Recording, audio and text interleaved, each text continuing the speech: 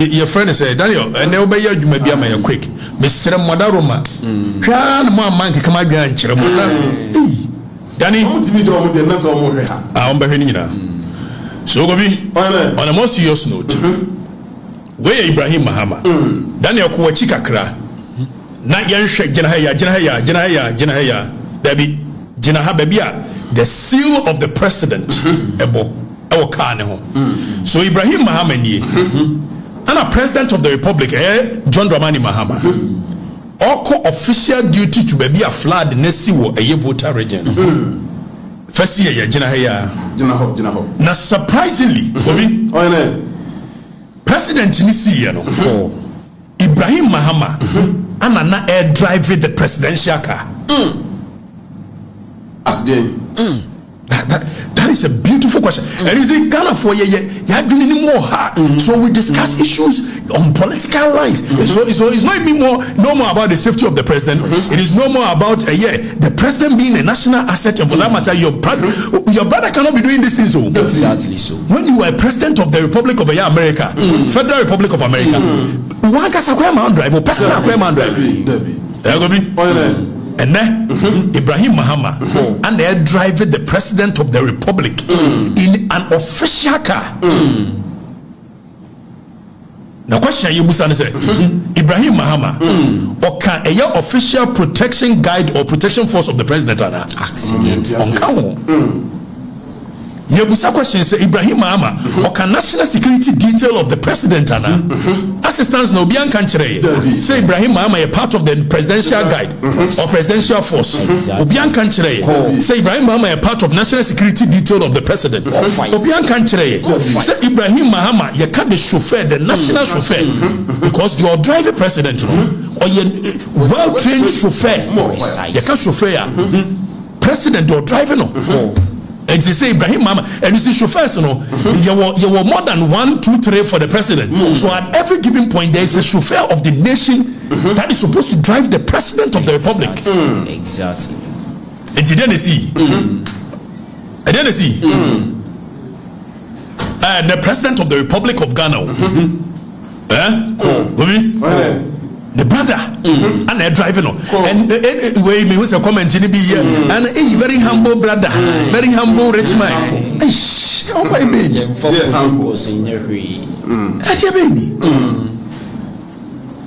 say Ibrahim Mahama president a baby. No person would do a year convoy next year. And you're right. In any other civilized jurisdiction, we don't do that. By normalizing it is also the convoy next year. But sir, to drive the president of the republic in a presidential car, and the people don't see anything wrong with it. Precisely. The president in movie, the security detail, even convoy, every car that is supposed to be in the convoy, national security is supposed to have a detail of it. It is all quiet. There is the motorcade of the president. Our president in the motorcade, a bit but say arrowhead. Omuya miansana omudianimu. Omuya advanced motorcade. I didn't see. Show run. Show no one for run. No crime. I need with your voice. I go be. Such a tediano. GBC Diano. GBC Diano. It's a motorcade. Nibedi kaba. Now, if you are not advanced a party riders in Swaba, president party riders, and sana state protocol, either say 1 or 2 cars aba, and sana the president's secretary aba. Now, if you are the police or the military, the arrangement of a civilized societies, because president in Movia, a threat is behind the back. Precisely so. It's your funny security in Niagara. It's before so people got president came, so on they're driving. The person must be a well-trained chauffeur of the state. I would dictate even security threat to be bad with me detected. How did we get here? Say Ibrahim Mahama no your brother young country say or no the chauffeur of the president or no the president in the car more drive. na president per se Ibrahim Mahama joining one kemu no problem president in betimi atena akiri na Ibrahim Mahama joining wo akiri na president ni edi camp at the front at every given point the edi camp must be in front osha one of the edi camp no what Ibrahim achi Ibrahim see no see. How did we get here? And we complain about friends and family. Your mama saw reset it. When the reset no, the optics on fire. When the reset no, and it is not about Ibrahim Mahama when nisika na when nisika. It is not about Ibrahim Mahama when humble and now humble. It is about the right practices of a civilized society. Precisely so. Call. And then you do her. Obakai president for accident to you. You are normalizing you maybe. When you say president in a kwa neka na see the boy anymore. You will me nu baku ya decoy. And a president said in case somebody wants to even attack. And now so could do baby. That's a president, you know, can't say another one looking like the president own, which he will sit in. Exactly. Until we take all these precautions to safeguard the president.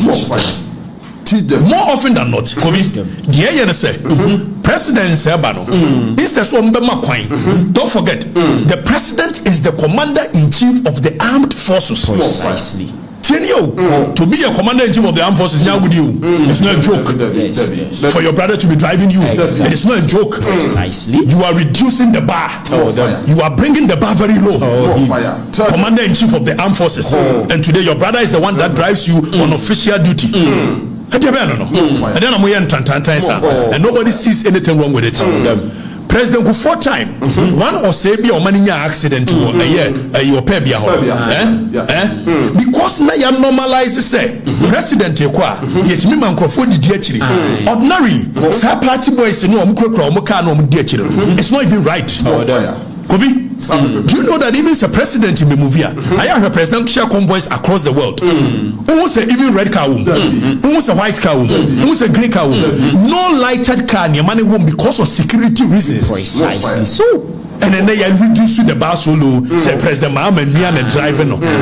When he's going on official duty, as what? The aide de camp, as what? Yabeka chere, say Ibrahim Mahama and we the chauffeur of the president ana. At your banner no. Eti me ya to no. Eti maban masisan niema na maban masisan.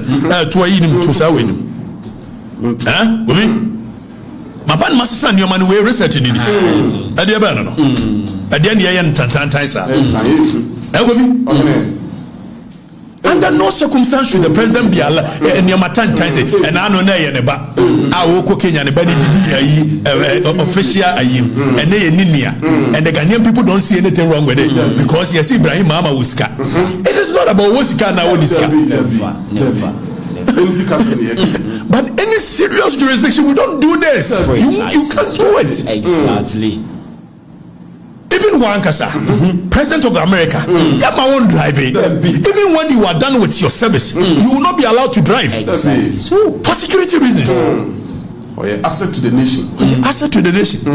Now by your president of the republic.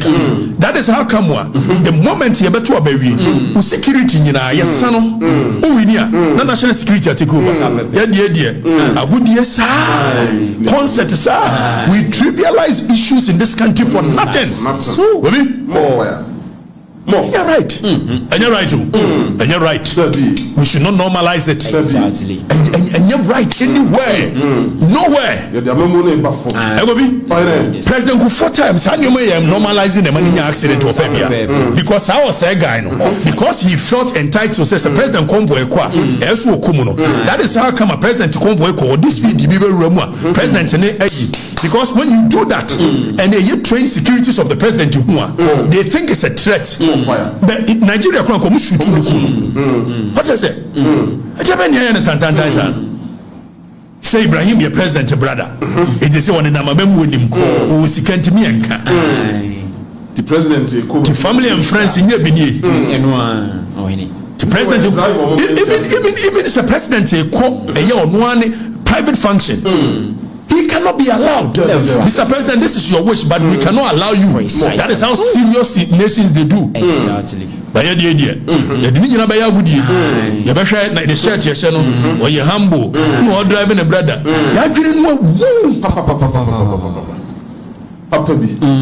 How did we get here? They're normalizing your matan time. It's your Nagabuche that couldn't driving a muya. Tikamba Yoki. But they can't say in politics. Optics is as important. Perception is as important as the reality. Precisely so. You know, in politics, it is not just about the reality. So President Yenim say Ibrahim Mahama ben na momemu. Oh, no two ways about it. We know. Obabo Yenim so ben na momemu. Yenim ni nyina. But at the end of the day, Obane ni na momemu akofi. Must the people see it? So brother Yenim did that. It is a trite knowledge. So brother Emmanuel Ibrahim Obane na momemu appoint bisa. But must the people see it? Optics. Precisely. More fire. Now president akoya party mu ama cameras nyina nkoda baabi ne atwa ne renam yenim say president obaji wani but for the good of the people the optics more fire tina na kufado ne hoyam ngwa santa nyoma oye yetimi de be 100 cars what is that every car of the president when he's moving national security is supposed to take details of the car before he moves. Precisely. Concert here.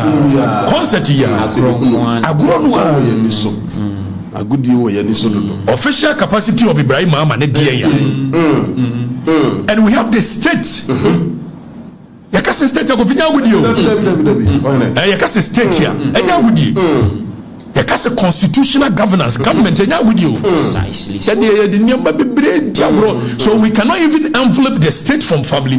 We cannot draw the line between the state and the people. We cannot draw the line between state and friends. More fire. So the work of the state, armed forces, also president. The Air Force is supposed to be driving the president. And Ibrahim Mahama and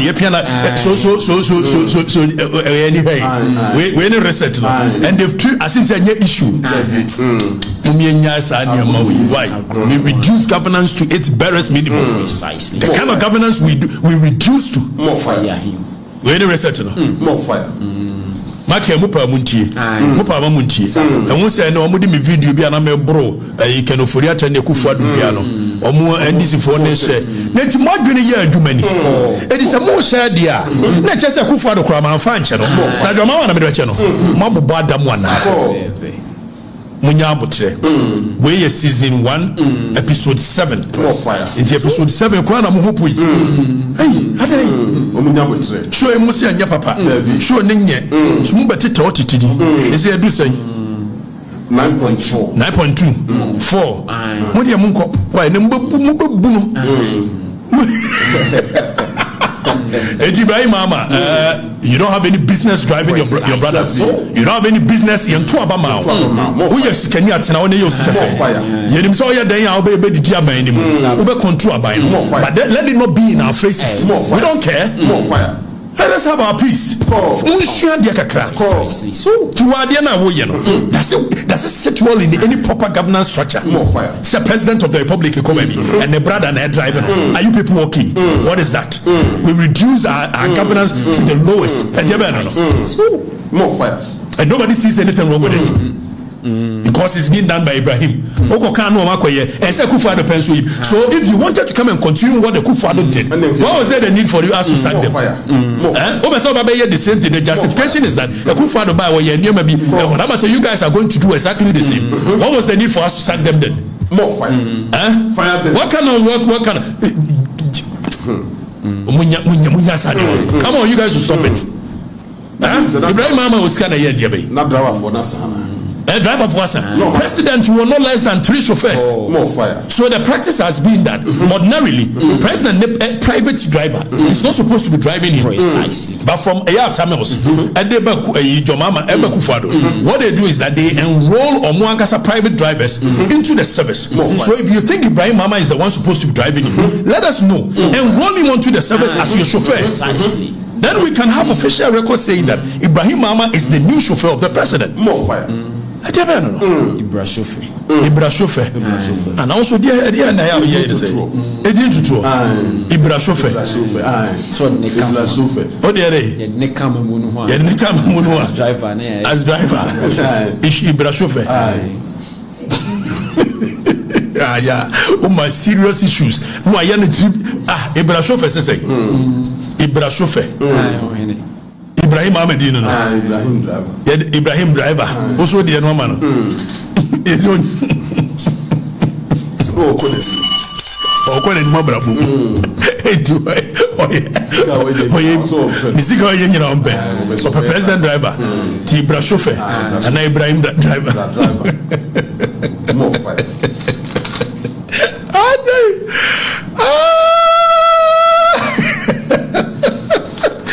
Mama me mo from asam go vi mo woni je no mo from asam ko area me mo di osu is wale we be boss me to aso GhanaRecords.com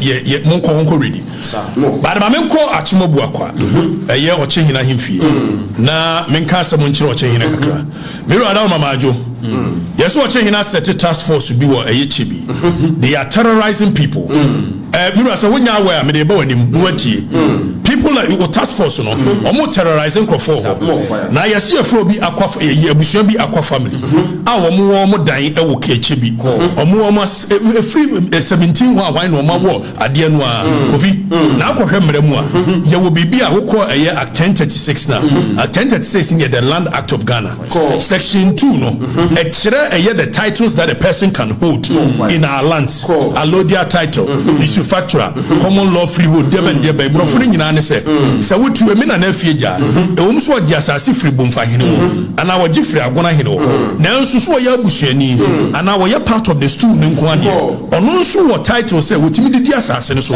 e transfer manema transfer obi ani wo betimi a stop no unless you abandon asase no ansa no hene ne nsa timi aka na ya abandon ne dia enya krata nko na mu obi yebo no asase by war, by conquest, by gift, by everything. There are several things that wo minim ni nyina na mom ne yase akwa family wo mo asase wo ho wo mo dan wo mo dia mo obi se ene mo ntenam kakra from last year April and was here near rent na ye pese ye renovation timuntu enim mo no nso mo dia ma eye enkrofo mo de o mo kiosk asisi wo ye ni ade ni ase abranche ba ko bi wodi Alexander Minta na wo yo chi ni photographer ono nso wo bi wa anim ho a afi won to so ontu no adonten hina ya bonten don hina wo ho se wo man mani ntu eje ni sa dia wo ye ni ade an wo gina bonten don hina nso tumi e ma bonten don hina ne se asase no kura ye wo no ye friends say aban dia na aban dia abonten don hina no wo ya assembly member wo ya assembly wo DC aban dia ma aban no me fight more fire ave ye yes will be the DM Furiata Daniel M Furiata no akotworo krata na me frɛ no so oto ne badin etu oto ne badin wi obegete ba na bom no ani yes ye bia ni am oche hine hu se DM Furiata so atworo mo krata ase wo momra mehia the allocation committee of debe ema 87 years mrwane nkokura 89 years mrwane nkokura wo mo abo mo bratom ba bia ye tetu ma debe no debe na mo ye sa ade be no ya tu mi mamu ahemfo ade be no ama na abrwane frɛ me kyese ne say ya invite ne say bomra location ye ko jojo no ade be no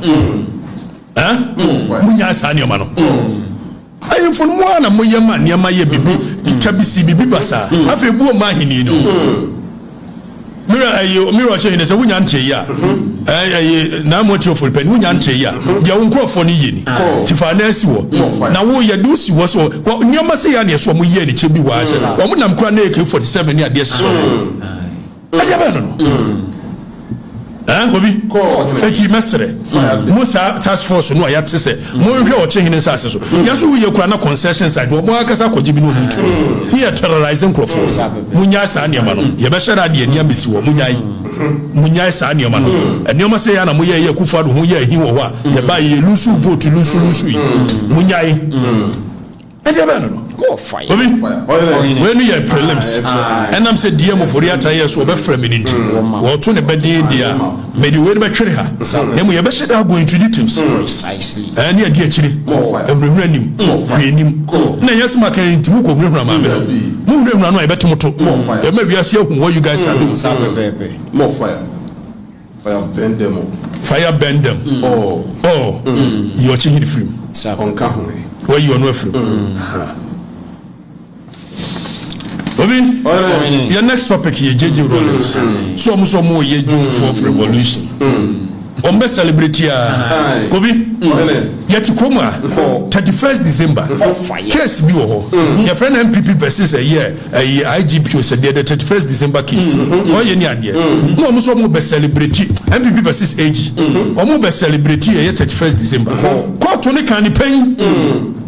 Say in a democratic governance, we cannot be celebrating this nonsense. And look at 31st, a bloodless coup. After all of a sudden, President Kufuor was there be a minor, a Yawa, and people under Jesus Christ. The youth of this nation, and this all of a sudden, NDC wants to pretend as though we are democratic. If you guys knew just some 30 years down the lane, some 40 years down the lane, the things that your fathers and your mothers went through in the hands of JJ, and then the growth for Kenyan somebody NDC. Say a year revolution. Yes, celebrated June 4th. Near J.J. Rawlings, no, I quite know as an actor Rawlings. Now, but see a democracy. How does June 4th has a place in a democratic governance? Ask them. Yajina ni ajatum. Seku ni nye 66 DSC free fund kutuka die na nye. Kianto ntwene. Ala ni celebrate wo mu die. Yanyina ni ajatum. Said ye 79 June 4th na enye 72. Yato aba amabuzia. Ene adu da kufu ado. Na a champon oba beji to me from the champon ko bu amemu papa in 7 to 8 years ono kura dey celebrate more fire yeah mobile 79 nipa kunkuma kobi nipa lusu wo lives be see edu baby na fisher folks omo so mo konsuo mu a omo net no e chi nipa yakumo mo e wo kase ho when you na mranche nim e maba wani nim soja fu J.J. Rawlings kumomo obi obatan ya ne betua nufu no ye judge yesi J.J. say time of course oba May 15th ni ade no ye jankrofo wei J.J.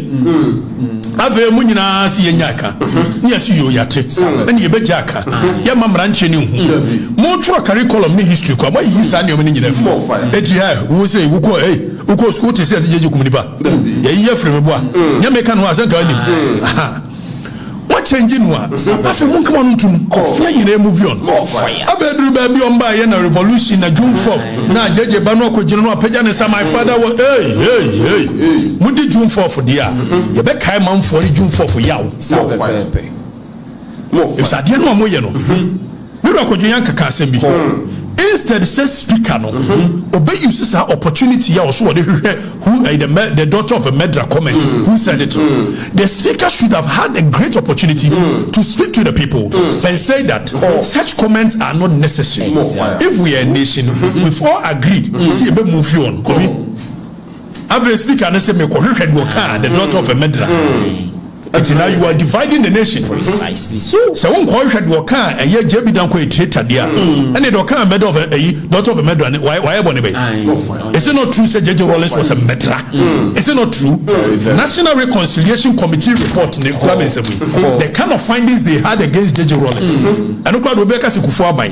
One more J.J. Menoka say SIB report, Special Investigative Board report to appear in 1988. I know no J.J. report on. When you see it, you'll be amazed. The things that J.J. did. Killing people left, right, center. Final report of SIB. This is the investigative. When him says I report 20 coffee, almost she a whole your friend say a print house I'm share no because they didn't want this report to come out we pay moving a frame was katechi be kabi na hwe na yamba show nyoma ye kwadwo chikata captain chikata and JJ Rawlings ye nkruma all of a sudden we see anke anu tu mo bi anka won se okum ya kum onu ankasa no nkuro before bebre ataba no and no kodu wa a military aye bondase be omkoku judge ne ni ade no na ben omku house na mo ko military ni chire mu a udu na akwaji waduane na wose kuragu on your my jeje so what batten na enyom ko omomodu soprano was that omochiwa no mo kunu omahyew baby a omo echi ayi Cecilia Kwantian do just Cecilia Kwantian do ene kwabene Japan papa ene ayi ba ko yi baby a omo hye wo mkovi yes for so many years na homfu no. All of us are there see a rim feet. And some best celebrate June 4. Obian will best celebrate June 4 for best I pretend it's a me and can once. Most celebrating what they become once. They make high man for their course. In a democratic dispensation, how do we allow this nonsense to fester? President Kufobai or by year National Reconciliation Committee. And was what yes in Yinano.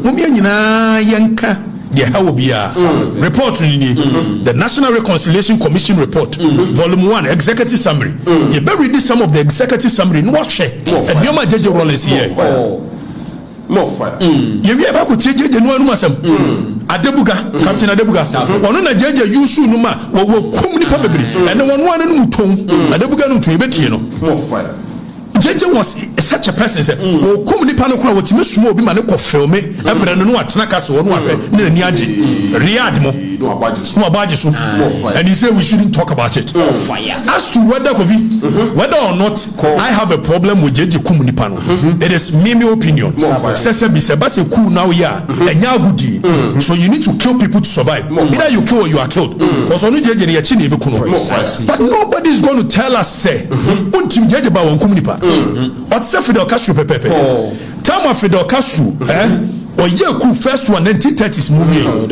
Janico a year Argentina a Mexico or Koshia Ernesto Che Guevara or Camilo Fusiangu when him saw almost a boy and be cool said a Boachija boy JJ year 79 cool no man Omkofa a Fidel Castro by we will Camilo Fusiangu okum a Ernesto Che Guevara in Bolivia because the same strategy na JJ nya 79 we use omo alidi jiwamo omo po mani yeku wo bo nyume ye bedo meko mi do foot na so akodi gun so adma ko nyameche o chesi ni out o nyina wo mbo ma JJ be ye okum bebre alidi jiwamo da omo ni omo ba wo chi wo ku omo nyina da yes JJ mi anka e de ba no Commodore your friend say you papa ya so akobo bosia 50,000 and nay 5 cedi okuno ayaba no bosia o akobo bosia o ye military ye commander no akobo bosia de asidan yeso wa wi o man ni sika JJ Rawlings kuno abe yasemi anka wasem yabeka mudi June 4 for yabeka yesi munya adi na munya samu poto JJ Rawlings wa meyehwe Captain and Krabby father che oni JJ Rawlings ne kwachi mota oni JJ Rawlings ne ko military these are the remarks of a Captain and Krabby father che say when so no ko obo JJ mani yeku oba ye JJ say time no o try first one ye che Captain ko ye see ye try no e wa bra na lawyer kura ni ho mutin ye can beauty ni che say treason military version of a treason wo ye ni ade no say ne me lawyer wo say o da bi lawyer ni wo kura ye bua no in administration detention JJ Rawlings ba ya so penance mo sa ko yi no beboa ne kakrama ne 1 2 3 wie e one was we yi ni free so e de ko share detention for 6 months ono anadamfo on ne ko achimota and mo se bi enka e beka Captain and Krabby father teneka ne no asem ade be no ya tu kromo asi asoja fo abu a JJ bebre wo ko mo nyina da wo ko mo nyina da pepe wo hini all of a sudden JJ is a hero, the unsung hero. Yen can wasem. Yen can JJ wasem. General Utukamo. I don't know ye. General Cote, General Yeo. Omian can kure. Okumia Namiano not necessarily near celebrity JJ could not military commanders. So when if someone can say almost said that kum a general cote any Sabbath Joya Medome almost said that kum notness just because they wanted to balance the act and yes anti-phone one there was no crime against him but yes them kumbi yangas and yes anti-phone one for pound and I can phone one for pound Mommy adwin kwenkwe didi wate most celebrity June 4 for Rebecca Wasem most celebrity Rebecca Wasem obi me no ka say mumu sa JJ Rawlings abusuafo se omo ni mu a na na brother Rawlings what that so tiase mumu sa no Emma no secretary bia na eso wo na wo sori anopa na kase wo Saturday what type Captain Krabia father teneka all type the tintintin afi obe nwan say Saturday anopa na Lord wo kotewa ko hwa dia no a yesi JJ Rawlings ni moja ye no ho ajeso wo chante o cortex wo mo di wo ba no achi ko ne fie ko ye de ombe ya e de ba no no fire fuma some so ya so kwa didi Ope si ejai we ni kira munya nsem hunu ni di more fire yanko fire bend them yanko ni yanko he NRC report page 30 of the National Reconciliation Committee report ni yan hwe de omo kafa JJ ho obi JJ kumya mo no ankasa ni kurumfo ayi Fridays fetish priest okumiensa fetish priest mensa ba ko ni dinde togbe akaku ahiaku togbe with the report of the NRC and kurami na you read the report no point 5741 or say the famous fetish priests from Volta region were abducted and murdered in apparently mysterious circumstances in the early part of 1982 prior to the carbon copy abduction, murder and burning of the remains of the 3 high court judges and the retired army officer on 30th June 1982. In each case, the charred remains of the victim were found in the bushes a day or two after the abduction. It is the way can I say in a year JJ Rawlings was a fetish priest to be a year voter. Now we momo bone na kind bone natural. Okochi wo me ense nyere kun momo. O man hine mo ade se bi o man hine se no man hine na busuani e ka revolution no ana onu se bi no eno ko mo brim no ade ba no o se mi yankai ya be kai sapepepe JJ Rawlings ye ni and omo ka said the carbon copy style of the way omo di kun judges no sapepepe no omo ye ya omo di kun sa ayi fetish priest mi say na ye hwe fetish priest omo ye hoya ba ku de di togbe akapo ahiaku fetish priest and transport owner popularly known as Yeye Boy of Atijibe in the Akachi district. His crime was that he was suspected to be plotting with others to use juju or fetish to kill the chairman of the PNDC. In the crime almost suspected say or the juju be ku JJ Rawlings and your coach na you kun no share no more fire debano no of masem so yamini ho wo mu wie ye no nyon ko no mkunu togbe fetish priest of Eyechiame on the 24th of February 1982 by the same Medros gang. The modus operandi was the same and his body was burnt. More fire. Most me yanka wasem because JJ Rawlings mo ba se be kan wasem de munya revolution di mo di e be ka kire manfo si mo ni PNDC ye no ma transmographer mo ho ayi pi na free ho NDC number and the national security coordinator tewa obi yes was say make atachi makoka so ye Mahama boy it as much as he can oba kire me where power lies national security coordinator ma me ho ni mo ka sem je mi nsuro hwenhwen na mi nsuro wu mi nsuro na mi dro sa akwa na sem so de wo kan ye ma akwa na betra ho se me no mu nsuro enu mi minimum dia mo kan ye ati me kan no wasem mo kan ate musim be sizi me ka mo me sizi na mo ko Saban we na de car no ma me beka mbachi ana se car no eye obi ye wia car no dia ene obi na wia na me sakan e je beko nipa no wo fire for fire asemu ma fia mama asemu ma waje so obi na wia car no na me sakan ye dia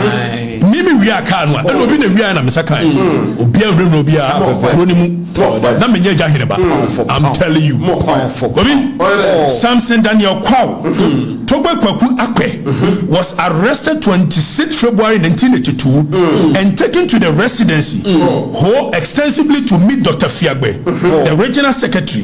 He went there, but before that, when he said, yes, Papa, we are to Fiagbe, Dr. Fiagbe, Komu Kumai Heneno. Now, Yankoni Koradia, Osha a year 0.5749. Was it? The first port of call of the hired gang of killers on each occasion was the residence of Dr. Fiagbe, the regional secretary and representative of the PNDC in the Volta region. Indeed, Dr. Fiagbe admitted that he met them, knowing the sort of person they were dealing with. The murderers showed Dr. Fiagbe little respect. They told him their mission. Powerless, he telephoned Flight General Rawlings to find out if the swaggering band of killers had his authority. Tienye ono Dr. Fiagbe no time wa nkrofo J.J asoma muso munkuku no e ba ye no o Fred J.J Rawlings say san nkrofo wo authority ara tientie Flight Rawlings, Lieutenant Rawlings told him not to interfere. Tiedi wakayo J.J Rawlings now a year regional commander of the PNDC no friend say nkofobia ba ha omo ekoye nneema ekokum nipa ne ade. Do they have the authority? Was it J.J Rawlings catch say he shouldn't interfere? Now you heard the report to the guy. Dr. Fiagbe then left them to carry on with their murderous intent. Where the report we was from the evidence abducted adduced before us, we are satisfied that these murders were carried out on the orders of the chairman of the PNDC. Where a report NRC report. I see this or more findings, and J.J. Rawlings was there. The only person Dr. Fiagbe was able to save was his uncle, Tobe Adalaja, paramount chief of Anlo, who had also been abducted and brought to Dr. Fiagbe's official residence. He was accused of being in league with the fetish priest. It was fetish priest 3 years. And Tobe Adalaja, paramount chief of Anlo. So kuna kawo Dr. Fiagbe hono. But for the pleas of Dr. Fiagbe, the gang would have dealt with him in the same short, sharp and cruel manner. Instead, they gave him a severe beatings. Now the report goes on to say, the commission finds it surprising and extraordinary that a paramount chief should be subjected to such humiliation by these young men. J.J. Rawlings in paramount chief of Anglo. Boy, sit me puno. Nani bromu ye. Answa omu wie ye no. Ene wo no mon kan bi. Mo kan bi. Ote. All of a sudden Muslim yan kai de J.J. ye. Yan kai. Rekai. Nyama J.J. ye. Mo fire. Omi asun kwa didi o. Obi. Omi asun kwa didi. Fire. Amatekwe. Wo be wo. J.J. Rawlings wanted Amatekwe to exonerate them. Eti Amatekwe. J.J. Rawlings said no. We're giving it up. We're thrown under the bus. One corner we say we the report. A recorder. Eko is Amatekwe. Enkase we know na yes our crimes ni ade no on his own. Amatekwe is one can. No we no can crime. And can the report on the capture no ha. The meaning of a year nyina wa ha. J.J. Rawlings said no chase Amatekwe is one kasa no. Wo dimrika je recorder no. E de best no call fan call shooting range. Ano no akọ so ko kansa ko Amatekwe anka hwe. More fire. Mo say J.J. Rawlings mi anka. Dey na mi anka. Teach them. Dey na mi anka. Teach them. And now Mugabe say we should stop talking about national security coordinator and Ubi Bob Rderer and Kanwa say who Mugabe she says we Steve Wonder say dey we security so no first Mugabe who akufo do Bob Rderer baby oduyɛ no e dey na now kan kyerɛ mamu kan say munya abotre and can focus on the muachushi we are season 1 episode 7 we no baby 4 years is a long season why baby man for nani ya dey anya kwase anya abo we will let the people know the truth. Then they will decide what they want to do. Kobi, and J.J. do Okumunipa. Hey, Okumunipa. Yankoni yankoshe SIB report. Yaka SIB ya. Chama J.J. Kumwe ye judges no. There was a special investigation board where you setting it up. So we investigated the kidnapping and killing of a year specified persons. And when you report in the habit, so report we. Omu so waka asema betuo. Ai, we krame. We intimacy. We zik. Kura. Papa. National security dem bia betimi aye. Me Osman de ope bia betimi aye. Enya abotre na national security e beka adwa kire wo. Enya se bia national security tie nke adwa kire. Kwase ane abo ne enka. Na ye be putu we jam wonam nya abotre na nko ho. Nya abotre. Why? And five emotions ma wo. Na we nya revolution we ma tworo krata koma all the embassies. Said the mo be ye nie. Why? International relations. I will trigger all the protocols because minimum beku. Abotre. Report no oko paragraph 21 to paragraph 29. The kind of things in the report you'll be shocked. The Captain Kojechi Katamoye. We under JJ now. 1988. Sa report we onu under JJ it when yes will be MPP before the way okay report no say in spite of the evidence that the chairman of the PNDC flight lieutenant Rawlings was a close associate of Captain Amedeka and again in spite of the clear evidence that the Fiat Companola Egypt which was used in kidnapping was collected from the house of Mrs. Ajima Rawlings. There was no evidence from the inference can be drawn. There was no evidence, but from the inference it can be drawn that the chairman and his wife had full knowledge of the kidnapping and the murders. We under J.J. Rawlings. SIB report. Onwa is you been under J.J. Rawlings. More fire.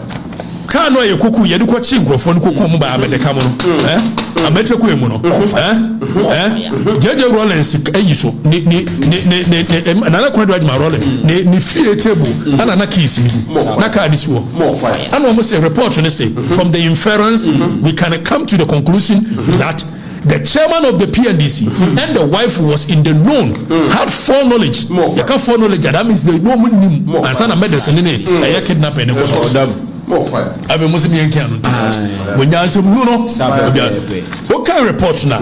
Dear Captain Kojechi Kata, most of the murders were on the orders of Captain Kojechi Kata. Precisely.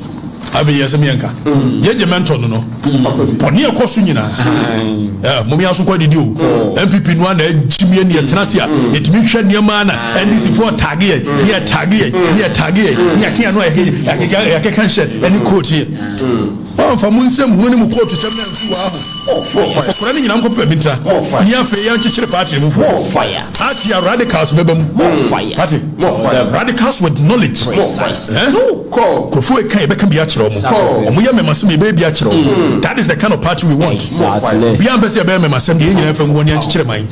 Period. Exactly. Yeah, so quite did you.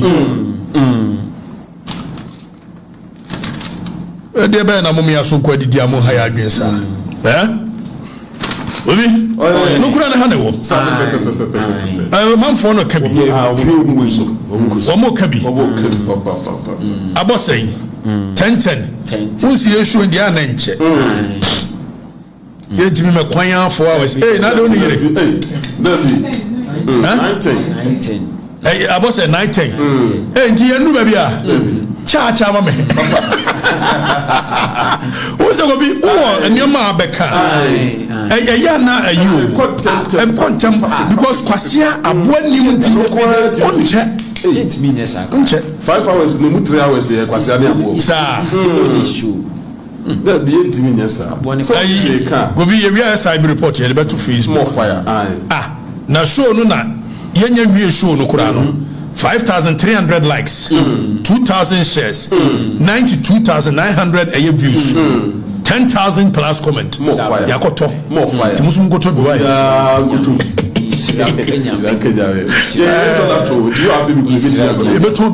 More fire. Me kan no krenchire ye go bi. Yan kan no kure. J.J. Rawlings was a murderer today. He was a murderer tomorrow. He was a murderer in the next years to come. More fire. Nobody will be allowed to whitewash. You speaker, when your opportunity, unite the nation. More fire. Tell them, say where you traitor near the who here, where you murderer near the who here. Of Masamon show. Huh? Okwa John Taino. Akwara ka kire nso okun ni papa mommy asun kwa radio hey enko for yaw shenkrofo mo gobi the kind of things that when people talk about JJ chama twamuma mo kroma more fire ada say yes e man e hold nioma ba for di udi say ka to no ofi azo mo ko fobia na mo ma report no say wa ko fobia o yedai Matescu oyi no twa na ma wadi rule from J.J. Rawlings. More fire. After Muslim yankan we mam ran chen maba wani hu. So mun pese ye be kan dia revolution no munya celebrity.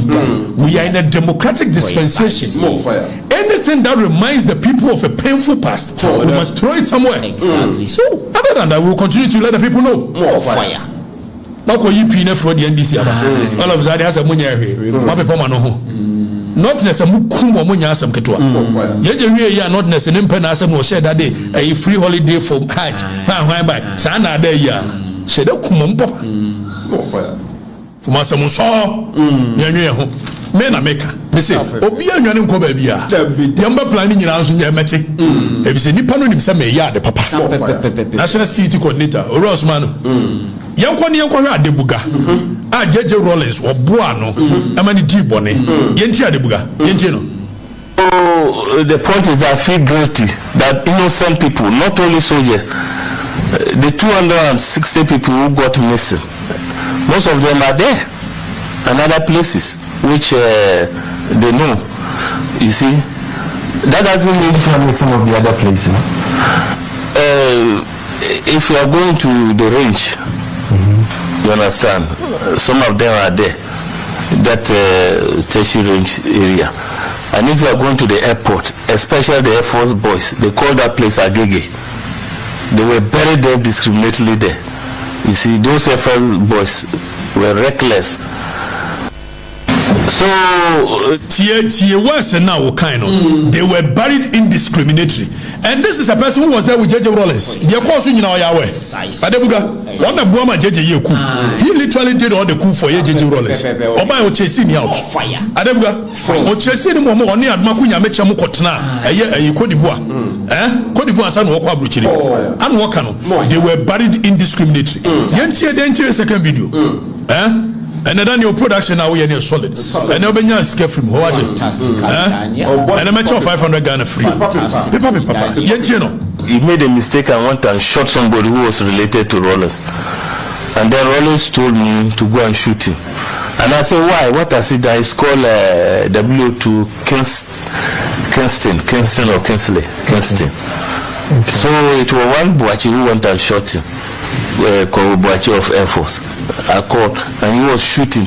So Rawlings made a mistake and went and shot somebody who was related to Rawlings. And then Rawlings told me to go and shoot him. And I said, why? What has he done? It's called W2 Kingston or Kinsley. Kingston. Okay. So it was one Boachi who went and shot him. Called Boachi of Air Force. I called and he was shooting. So Rawlings made a mistake and went and shot somebody who was related to Rawlings. And then Rawlings told me to go and shoot him. And I said, why? What has he done? It's called W2 Kingston or Kinsley. Kingston. Okay. So it was one Boachi who went and shot him. Kobuachi of Air Force. I called and he was shooting. So Rawlings made a mistake and went and shot somebody who was related to Rawlings. And then Rawlings told me to go and shoot him. And I said, why? What has he done? It's called W2 Kingston or Kingsley. Jinaso. They say a man channel, a reggae song was it. Tell the children the truth. Exactly. Tell the children the truth right now. Tell the children the truth. Huh? We've been whining on the line praise for much too long. Rebel. I've Nyabotre, Nientie, Daniel, Nyabotre. Nientie or call reconciliation committee. Sakwa Koko Yamuhuni. One and J.J. Rawlings Sumano. A man called Femen Crawford. And the banner J.J. Rawlings. See you come the power and any general. Yentie. Some civilians, children, with your mawak. Is that true? That is wrong. You have killed a border guard official, isn't that? That is wrong. You want to tell this commission you have never killed anybody? If I've ever killed, then it was something by your boss, Flight Lieutenant Rawlings. It was what? It was something by him. Sanctioned by Rawlings, Flight Lieutenant Rawlings. Let him come here and answer that. You have killed some civilians, children, with your mawak. Is that true? That is wrong. You have killed a border guard official, isn't that? That is wrong. You want to tell this commission you have never killed anybody? If I've ever killed, then it was something by your boss, Flight Lieutenant Rawlings. It was what? It was something by him. Sanctioned by Rawlings, Flight Lieutenant Rawlings. Let him come here and answer that. You have killed some civilians, children, with your mawak. Is that? Where from the horse's own mouth, Kobi? Any power what's in our call reconciliation committee, and some of Hokaini. Now, branch and I know Bisano, say it was cross examination time. Now, we're impunity be on a debuga. Sab debuga Kumunipa. Because it's a Kumunipa, it was sanctioned by your boss, Flight Lieutenant Rawlings. Nasa Riyad Nanwalk or Yeno. Or no, Nana. Eko video nko de bama J.J. hwe nko yekuomo wo hwe wi anani age no asere mo si yanka ise J.J. we kai mo get out More fire. More fire. ya mo dwene nyina menim Sapepepe. Obi say you guys don't understand what dictatorship is. No, when it comes to me, they say as to whether I have a problem with what he did. Nemo mi yanko busa J.J. Rawlings say even innocent people who had nothing to do with the revolution, he killed them. More fire. So me who yanka revolution ya o ma yeku omo yes we are threatened by any person. Oh you say me understand the power dynamics. Power is not a small game. But say innocent people are not when you're threatened by them. We are normal. Most you celebrate J.J. We a hero. Now we can say we should celebrate J.J. because he gave us a year freedom. Nonsense to the highest degree. More fire. Nonsense to the highest degree. So it's like what you want. Now obiabe for freedom. That's a fundamental human right. These are human rights that are not given. You have to enjoy it. Right to life, right to this, right to that. Fundamental. Not J.J. Rawlings, but no be freedom of movement. Obe seizi. Or no seizi mo freedom. Oriana was me seizi biwa. No more badge no so. Hey J.J. Am I freedom? My Jimmy. Jimmy. More fire. No be smart J.J. say ya to obey liman. Obi smart so me kuno metro. It was seizing with freedom new year no. And was say kakra bi mamo. And money J. Say J.J. amamu freedom. Amamu freedom say.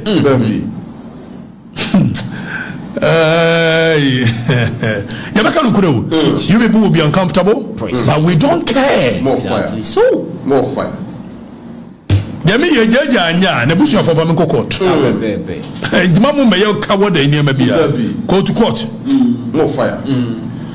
Obi, you be kind of cray. You tell the children the truth. Now you go to J.J. Rawlings no. Kwaku Sechiado before so be wo.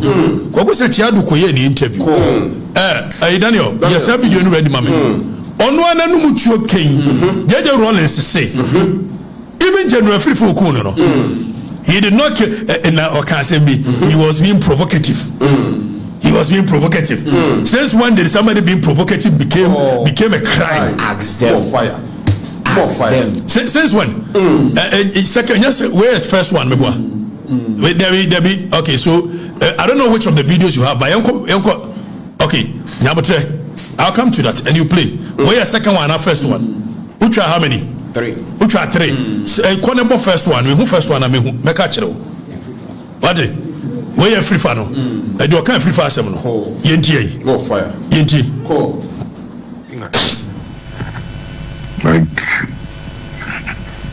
You will have to say more. And what did he say? He said a FIFA had been advanced a good load of money to wage a campaign against Champong's union government.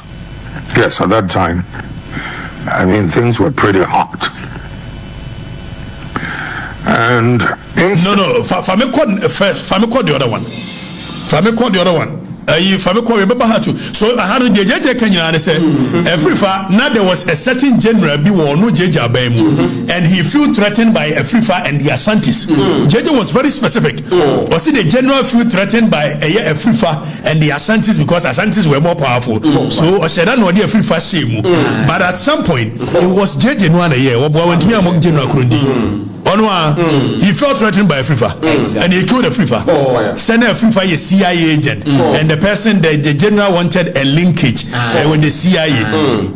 We have a kind of correct. Opa Munkume. More fire. Nyama sem. More fire. Wobi? Abreninti. Yanya ni yonko. Yeje ni die no a. I was just saying sobrem na menom. Why? Offense you breme. They say you better baby na nsuo no. Menum antimi nkomiyam. Yes, menum nsuo. O say I was just saying sobreme. Na menum bi. Na engumiyam. Sa you know. Menum nsuo. Na engumiyam. Why say jale? Obi su. Ana waso ma meme num nsuo. Kwasi akeka sei. Esuo jaboga. Otumi mama enimu obama no otete yaka control on the lumba boma no on na champion basement ohunu he na ya no ni yiri ni mana timi tina se 5 hours na o man sum frao na o say the man o mo sori a o mo hunu the color ni different so I'm sure in their head they go like one so ni I was a fabrame hey mami no nsuo de wo ja ebia ne ya bibia ya mimi I go with him no grow No. Piao. Nzu You dead there. e ba na we no ma poison no baby mo family de nko de no ja so fefe wo se no e mi no ko na afi ya ko na mo me na mbako. Where is mentioning his name? I'm a trailer. I'm making. Times animal. There's what you got. There's what you got there. I'm not Calvin. I'm coming. Let's have a conversation. Why phone? You did. Monto sado. Monto two doors in Jera. Monto two. Mna me no china make us yam panel ade ya panel we want the sound to stay in babu bia bia do so do hey Enoch today ogina onim ade om say single room should name bia na ade na go single room